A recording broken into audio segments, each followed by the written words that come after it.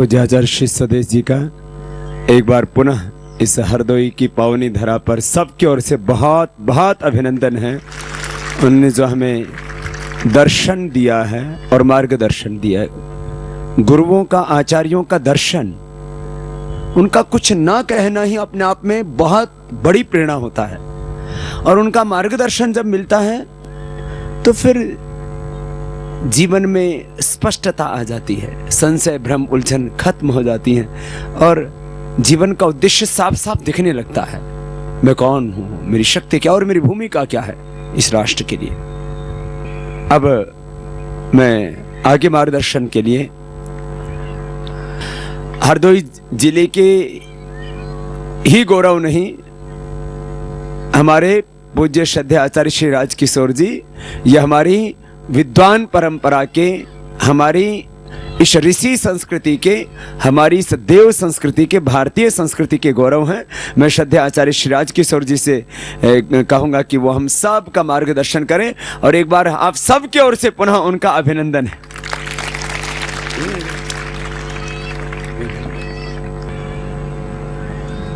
अभी आचार्य प्रभात स्वदेश जी ने श्रद्धेय योग ऋषि स्वामी रामदेव के संबंध में जो शब्द कहे, उसी संबंध में कुछ चर्चा आपके सामने कर रहा हूं। निर्णय आप करना है। पहला प्रश्न है, संपत्ति का अधिकारी सदाचारी हो या दुराचारी? एक पहला प्रश्न। संपत्ति का अधिकारी सदाचारी होगा तो राष्ट्र सुखी होगा, और संपत्ति का अधिकारी अगर दुराचारी होगा तो बोलो राष्ट्र दुखी होगा। जब सदाचारियों की पंक्ति में हम देखते हैं और सदाचारी व्यक्ति के पास संपत्ति होगी तो उसका विनिमय कर लेगा, क्योंकि सदाचारी की बुद्धि सृजन करेगी। आज संपत्ति उनके पास है, सत्ता उनके पास है जो सदाचारी नहीं है। और आकर के जब संपत्ति का स्वरूप देखें तो मर्यादा पुरुषोत्तम राम के पास भी बोलो संपत्ति थी, संपत्ति थी, लेकिन संपत्ति से ऊंची भी बात है संस्कृति। ऊंची बात है बोलो संस्कृति। संस्कृति भावात्मक रूप से, समतामय रूप से कुछ सिखाती है। ये मेरी जन्मभूमि है, लेकिन कर्मभूमि केवल यही नहीं है। मैं सारे राष्ट्र से और सारी मानवता से प्यार करता हूं, इसलिए विवेकी लोग बैठे हो। अभी जाति की बात उठी, ऋग्वेद में बहुत सुंदर मंत्र है 10वें मंडल में, मनुर्भव। मनुर तुम हो क्या और बनाए क्या गए? बहुत इसका विश्लेषण नहीं करूंगा। देखो, हम सबकी जाति एक है। मैंने अपने थीसिस के ग्रंथ में भी दिया कि God is one and human nation is one and religion is one. ईश्वर एक है, धर्म भी बोलो एक है, और मनुष्य मात्र की जाति भी एक है। उसका उदाहरण भी दिया मैंने। जब वेद हमें कह रहा है, बहुत संक्षिप्त है, 4 पशु ले लो आप। हाथी को ले लो, ऊंट को ले लो, गधे को ले लो और बकरी ले लो। चारों का मल करा लीजिए। हाथी का मल करा लो, ऊंट का मल करा लो, गधे का मल करा लो और बकरी का करा लो, और चारों हटा दो। और सवेरे किसी भी सज्जन को पकड़ करके पूछो, हाथी वाला जो मल देख करके बता देगा कि ये हाथी का मल है, बोलो हाथ देना है। हाथी का मल दे करके उसको पता लग जाएगा ये हाथी का मल है। गधे का देख करके पता लग जाएगा ये गधे का है, और ये ऊंट का देख करके ऊंट का पता लग जाएगा, और बकरी का देख करके। अच्छा, ब्राह्मण क्षत्रिय वैश्य राजपूत कुर्मी यादव सबके है ना, सबकी लेट्रिन करा लो और इन्हें चारों पांचों हटा दो और फिर पूछो लेट्रिन किस किस की। ऊपर से तो समझते नहीं, तो नीचे से अब इसको समझो आप, क्योंकि विषमता के बीच मुझे परिवार से भी मिले, लेकिन समता से संतों के पास। विषमता राष्ट्र को रसातल में पहुंचाते थी।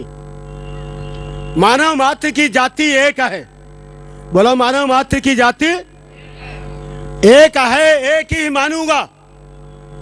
लेकिन दुर्भाग्य यह है कि हम रूप और रुपए में फंस करके जब हम संतान का विवाह करते हैं तो फिर हम क्या देखते हैं? रूप और रुपया, चमड़ी और दमड़ी। चमड़ी देखी और क्या देखा? व्यक्ति को आकर्षण रूप का है तो उसका चरित्र पतन होगा, बचा ही नहीं सकता कोई। और यदि रूप के साथ रुपए का आकर्षण होगा तो भ्रष्टाचारी इस कदर पहुंच जाएगा। महाभारत में दुर्योधन भौतिकवादी स्थिति है और क्या कह रहा है? इतना साम्राज्य होने के बाद संत की सुमति की योगी राज कृष्ण के सुझाव को भी उसने स्वीकार नहीं किया और क्या कहा? बिना युद्धेन नैदास्यामि, सुई की नोक के बराबर भी भूमि, सुई की नोक की भी बराबर भूमि देने को तैयार नहीं हुआ। तो आकर के सबसे पहले ये ध्यान रख लेना, जाति हम सबकी एक है, अपरिवर्तनीय है, जिसको कोई बदल नहीं सकता। राष्ट्र संत किसी की उपाधि का मोहताज नहीं होता है, और ये आप देख रहे हैं बच्चे।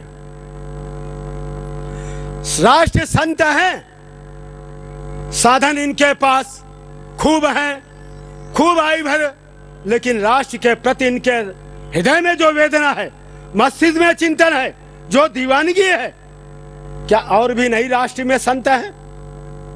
साधु तो बहुत मिल जाएंगे, महात्मा बहुत कम मिलेंगे, महात्मा बहुत ज्यादा मिल जाएंगे।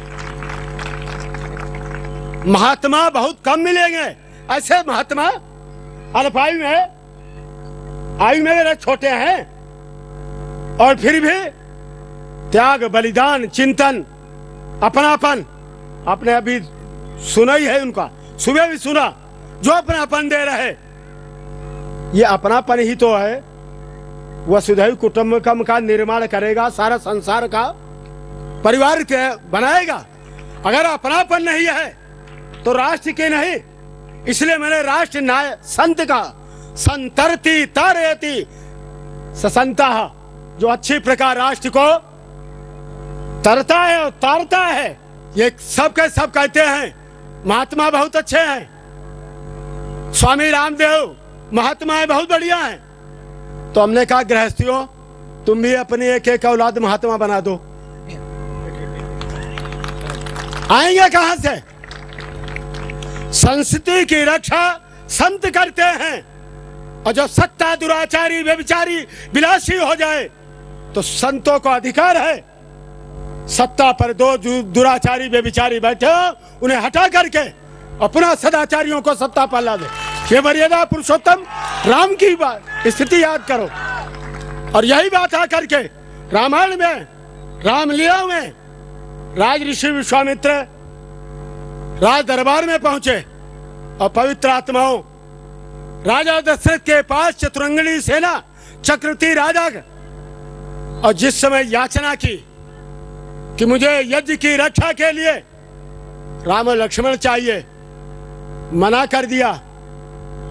दशरथ ने मना किया, लेकिन एक ऐसा संत बैठा हुआ था राज संपत्ति में था पर संपत्ति से दूर था। यही लक्षण मैं पूज्य स्वामी जी में देखता हूं। संपत्ति में होते हुए भी पर संपत्ति से निर्लेप हैं। कुछ समय आने वाले हैं और उनमें हमें जागना होगा। आज यहां बैठे हैं, मैं पूछना नहीं चाहता अभी, लेकिन एक बात ये बताना चाहता हूं, हमारी संस्कृति में संदेश दे रही, शिक्षा में जब जब भेद होगा तब तक महाभारत पैदा होंगे। शिक्षा में जब एकता होगी, महाभारत पैदा होने पर भी रामायण की चर्चा हो जाएगी। रामायण एकता का पाठ सिखाती है और शिक्षा में भेद का पाठ महाभारत से सीखो। आज भेदभावी शिक्षा है। 3 गुरुकुल वहां चल रहे हैं। परशुराम का गुरुकुल चल रहा, संदीपन का गुरुकुल चल रहा और आचार्य द्रोण का भी। आचार्य द्रोण के गुरुकुल में बोलो एकलव्य को शिक्षा नहीं मिली है। आचार्य परशुराम के गुरुकुल में बोलो कर्ण के साथ भी, जबकि कर्ण भी क्षत्रिय था, और बोलो परशुराम के शिष्य ही रहे भीष्म पितामह भी वहीं पर है। आज शिक्षा बोलो देश की एक नहीं है और शिक्षा नहीं है तो मैं आपको बड़े ललकारता हुआ कह रहा हूं, उनको भी कहता हूं कि जब मति ही नहीं होगी तो मत का सदुपयोग कौन कर पाएगा। जब मति ही नहीं होगी, डॉक्टर शंकर दयाल शर्मा जी ने कुछ विद्वानों को बुलाया, मैं भी वहां गया साथ, राष्ट्र की समस्या के बारे में बात की तो हमने कहा पहले, सबसे पहले देश की जनता अपने आप रास्ता निकाल लेगी या देश की जनता को मति प्रदान हो जाए। देश की जनता को बोलो मति, और मति मिल गई तो मत का सदुपयोग होगा, और मति नहीं मिली तो मत का बोलो। आज मत कहां जा रहा है? शराब की बोतलों में, शराब की बोतलों में जा रहा है। मत कहां जा रहा है? दलों में जा रहा है। आज मैं हाथ उठवाना चाहता हूं, मेरी कर्म भूमि है, मैं सारे भारत से ही प्यार करता हूं और मानव मात्र से प्यार करता हूं। क्या आप दल के दलाल बनाना चाहते हो या दल के दलाल बनना चाहते हो तो मैं कहता हूं आप बनो जाकर के। लेकिन राष्ट्र के बारे में, अगर राष्ट्र संत बनना है, राष्ट्र भक्त बनना है तो राजनीति छोड़ करके राष्ट्र नीति पर ध्यान दो। राष्ट्र नीति पर आज दल तो मेरे से भी पूछते हैं, पूज्य स्वामी जी मेरे से पूछते हैं आचार्य जी आपका कौन सा दल है? हमने कहा मेरा कोई न दल है न मैं किसी का दलाल हूं, और मैं पास दल है तो पैदल हूं। अगर दल है तो मैं पैदल हूं, और आकर के उसी आधार पे आज सत्ता के परिवर्तन में जब विषमता पैदा हो गई, सब दल अपने अपने बात करते हैं, पर राष्ट्र की बात बोलो आज कहां हो रही है। इसलिए पवित्र आत्माओं, पूज्य स्वामी जी को मैंने राष्ट्र संत कहा है, इसलिए कहा है ये प्राणी मात्र से प्यार करने वाले, केवल मानव मात्र से ही नहीं। राष्ट्र संत इसलिए कहा है राष्ट्र के प्रत्येक प्राणी के प्रति अपनापन दे रहे हैं, और उस अपनेपन को बनाए रखना हम सबका धर्म ही नहीं बोलो परम राष्ट्र धर्म की बात आकर। इसलिए पहला मैंने वाक्य दिया, पहला वाक्य यह दिया है कि मानव मात्र की जाति बोलो एक है और वो अपरिवर्तनीय है, उसको कोई बदल। ये जाति किसने दी है? दूसरा प्रश्न, ये जाति किसने दी है? ये जाति दी है परमपिता परमेश्वर ने, परमपिता परमात्मा ने। मानव किसने बनाया? बोलो परमात्मा ने। और ब्राह्मण, क्षत्रिय, वैश्य, शूद्र और भिन्न भिन्न ये जो प्रशासनवाचक हैं, गुणवाचक हैं, कर्मवाचक हैं, व्यवस्थावाचक हैं, ये जो है ना लिए बैठे, ये किसने दी है? बोलो ये स्वार्थियों ने बांटा है दलों में, इसलिए आकर के। और जो ये ब्राह्मण, क्षत्रिय, वैश्य हैं, ये जातियां नहीं है, ये जातियां नहीं है, ये वर्ण है। क्या है बोलो? वर्णों को बदला जा सकता है, पर जाति को बोलो बदला नहीं जा सकता है। दूसरा शब्द है धर्म। भारत शब्द बहुत व्यापक है अर्थों में। जब फ्रांस के एक दार्शनिक ने इंडिया शब्द लिखा तो आई से इन, एन से नेशनल, डी से डायमंड, आई से इन और ए से Asia, international diamond in Asia. अंतरराष्ट्रीय एशिया में हीरा जो है उसका नाम बोलो भारत है। ये गुणवाचक है। पतंजलि योग दर्शन में 3 देशों का नाम ले रहा है, उसमें एक देश का नाम भारत है। भाव चिदानंद प्रकाश से रत रमण, ज्ञान विज्ञान में रमण करने वाले देश का नाम बोलो भारतवर्ष है। और ये भारत किसी व्यक्ति के नाम पर नहीं, ये क्या लिखा है? तो मैं धर्म प्रधान ये भारत की बात करता हूँ। अच्छा, हिंदू धर्म कब से चला? इसकी अवधि बताओ और इसके संस्थापक को बताओ।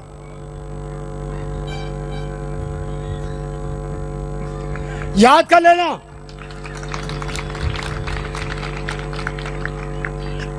मैं बहुत गंभीर होकर के चिंतन करता हूं, वही मनन करता हूं, और जो सबके लिए हितकारी है उसी को कहता हूं। याद करना, मत, संप्रदाय, मजहब, रिलीजन का संबंध वह व्यक्ति के द्वारा होता है, काल अवधि में होता है। जो धर्म होता है वो मत, संप्रदाय, व्यक्ति से नहीं, वो सीधे ईश्वर से संबंधित होता है। आज इसे हिंदू धर्म कहते हो, इसका शुद्ध नाम है वैदिक धर्म, वेदोक्त। और जो धर्म का संबंध है वो बोलो ईश्वर से होता है, और मत, पंथ, संप्रदाय का संबंध बोलो व्यक्तियों से होता है। और व्यक्तियों में दोष होता है, पर ईश्वर में कोई दोष है? निर्दोषम ही समम ब्रह्म, गीता में कहा है। और ज्यादा ईश्वर के बारे में चर्चा हो जाएगी तब लंबा हो जाएगा, इसलिए धर्म की मौलिक परिभाषा ले लो। भूखे को भोजन देना धर्म है। बोलो, भूखे को भोजन देना धर्म है।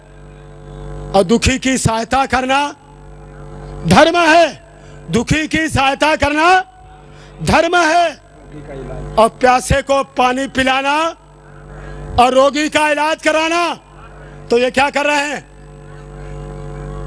अभी आ जाएंगे। धर्म है। तो मैं धर्म शब्द का अर्थ पूछ रहा हूं, धर्म का अर्थ क्या है यहां? तो धर्म का अर्थ है दया। अगर आपके हृदय में दया है तो आप प्यासे को पानी पिलाओगे। अगर आपके हृदय में दया है तो दुखी की बोलो सेवा करोगे। अन्याय जहां पनप रहा है, अन्याय हो रहा है, चाहे मंदिर के आगे हो रहा है, चाहे मस्जिद के आगे हो रहा है, चाहे गुरुद्वारे के आगे हो रहा है, अगर अन्याय हो रहा है तो जिम्मेदार ये है।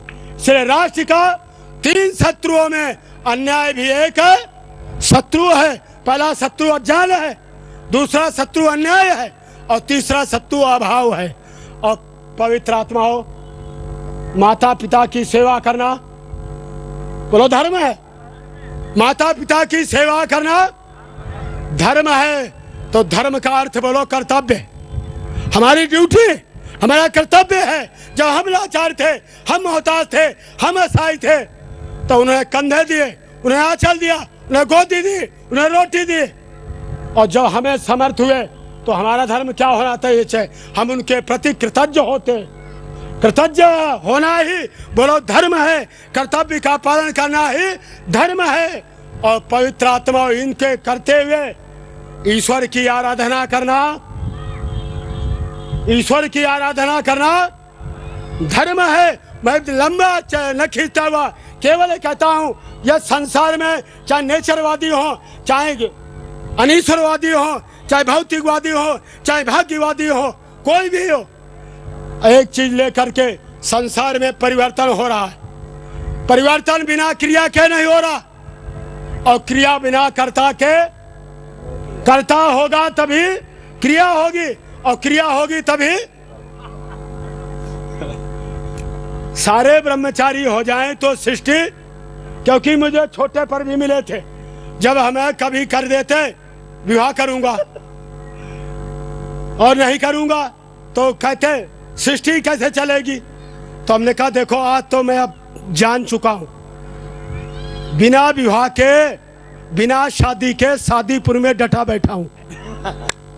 बिना शादी के शादीपुर में हमारा गुरुकुल है यमुनानगर में, और बैठा हूँ, मुझे कोई फर्क है? और ये भी ध्यान रख लेना, जो भोग प्रबल होंगे, कृतकर्मों का फल होगा, वो भोगना ही पड़ेगा। उसको कोई तिलांजलि तिरस्कार नहीं कर पाता है। सुख सभी भोगना चाहते हैं, क्या दुख कोई भोगना चाहता है? सफलता सभी चाहते हैं, पर असफलता कोई नहीं चाहता है। लेकिन ना चाहने के बाद पवित्र आत्माओं, प्रार्थनाओं में, कामनाओं में, आराधनाओं में, आशीर्वादों में सब यही कहते हैं, चिरायु रहो, सुखी रहो। लेकिन पवित्र आत्मा, यहाँ हम सब बैठे हैं, हम सब बैठे हैं, कौन ऐसा है जिसने दुख को नहीं भोगा है? जन्म के समय आप रोए थे, हंसे थे? आज रोए थे, हंसे थे? तो रोए किस में थे? सुख में? बोलो। अरे मानव में जन्म, जब मानव योनि में दुख होता है, दुखी होते हैं, लेकिन कोई सहन कर जाता है, कोई सहन नहीं होता है। ये बात है, बहुत अच्छी एक बात कह दी जो मुझे याद दिला दी उन्होंने। अरे शपथ तो ये भी लेते हैं, और शपथ अर्जुन ने भी ली थी, शपथ ये भी लेते हैं, और शपथ अर्जुन ने भी ली थी।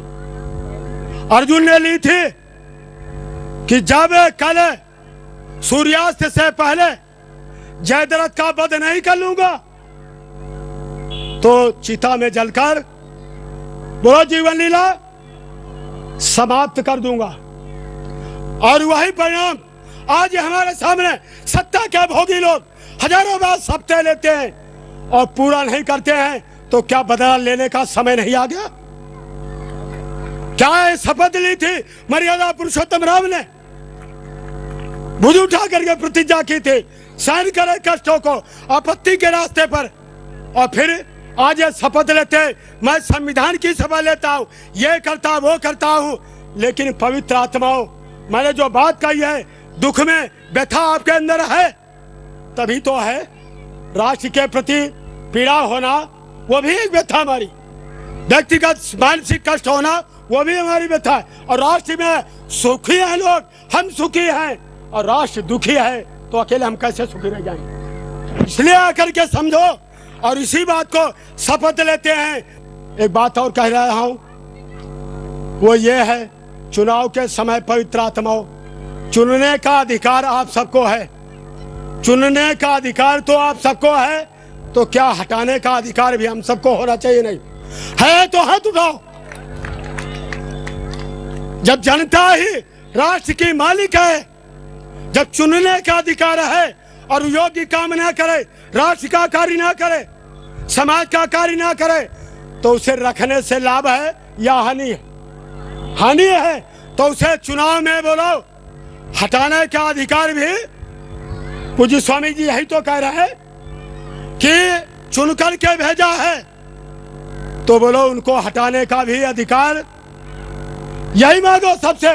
पवित्र आत्माओं, ये राष्ट्र के समय आकर के हमारे सामने जो जो स्थितियां कर रहे हैं, बड़ी कष्ट, बड़ी वेदना होती है, लेकिन हमें धर्म, जाति और अपने राष्ट्र को देख करके इन सत्ता में बैठे हुए लोगों को, जो स्वामी जी का सपना है विश्व गुरु बना था योग से, योग भारतवर्ष की अमूल्य संपदा है, जिसको अपने रात दिन अहिर निश लग करके प्रचार प्रसार में लगे हैं। तो उनके लिए बोलो, पहली बात दोहरा लो, वो पहली बात है, राष्ट्र से बोलो सबकी शिक्षा एक हो, और सुमति बोलो सबकी। सुमति जब होगी, मति जब अच्छी होगी, तो गति भी अच्छी हो जाएगी, और मति एक नहीं है तो प्रगति भी होने वाली नहीं है। इसलिए मति, शिक्षा सबकी एक, और बोलो मत भी सबका, किसी में दल में जाएगा या राष्ट्र में। बस हम राष्ट्र के सेवक हैं, मातृभूमि के पुत्र हैं, पुत्रियां हैं, तो इसलिए हम इनसे पूछें कि राष्ट्र नीति आपके पास क्या है? राष्ट्र नीति आपके पास क्या है? दलगत नीतियां हैं, दल में लड़ाऊ है, लेकिन सारी बातें न कहता हुआ यही बात कह रहा हूं, अगर चुनाव आने वाले हैं, सदाचारी हो, संतों का निर्देश हो, रामायण काल युग में जो दृश्य उन्हें देखा है, जब आसुरी शक्तियों ने इस राष्ट्र के ऊपर कब्जा किया तो मर्यादा पुरुषोत्तम श्री राम ने सब सुख साधनों को त्याग करके निकल पड़े और जाकर के आतताई सत्ता सुख भोगने वाला, मात्र शक्ति का अपमान करने वाला उसे दुष्टाचारी दशानन रावण का वध किया। और हम भी वे अत्याचारी जो विलासी हैं, मदहोश में हैं, उनको भी हम भी बोलो वध करें, वध वोट से करेंगे, इस गणतंत्र को संभालेंगे, गणतंत्र को गणतंत्र नहीं बनने देंगे, गणतंत्र से बोलो गुणतंत्र बना देंगे, तभी हम स्वामी जी का सपना साकार करेंगे। हमारे शहीदों के प्रति अंतिम पंक्ति बोल रहा हूं और आपको सबको संदेश दे रहा हूं, जो दर्द को पीयूषमान मुस्कुरा के पी गए, जो दर्द को पीयूषमान मुस्कुरा के पी गए, वो मृत्यु से डरे नहीं, मसान जाकर जी गए, न तन उनका कफन के तंतुओं में बंद हो सका, जली चिता उठा धुआं, अंत उनका ना हो सका, अंत उनका ना हो सका।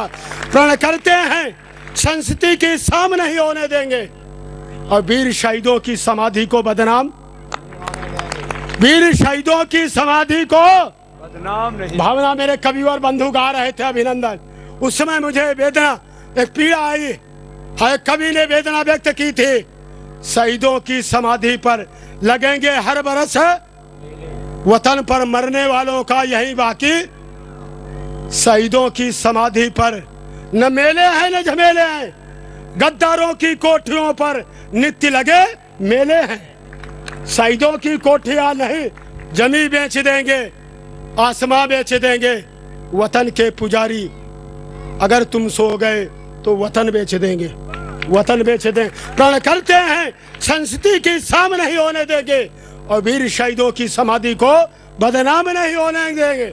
जब तक रंग में एक बूंद गर्म लहू की बाकी है, तब तक भारत की आजादी को गुमनाम नहीं होने देंगे, गुमनाम नहीं।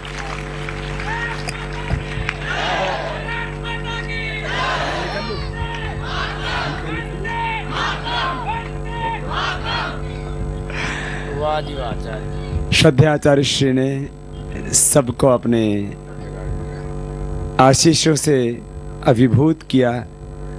एक बार सबकी ओर से श्रद्धेय आचार्य श्री का बहुत बहुत अभिनंदन है।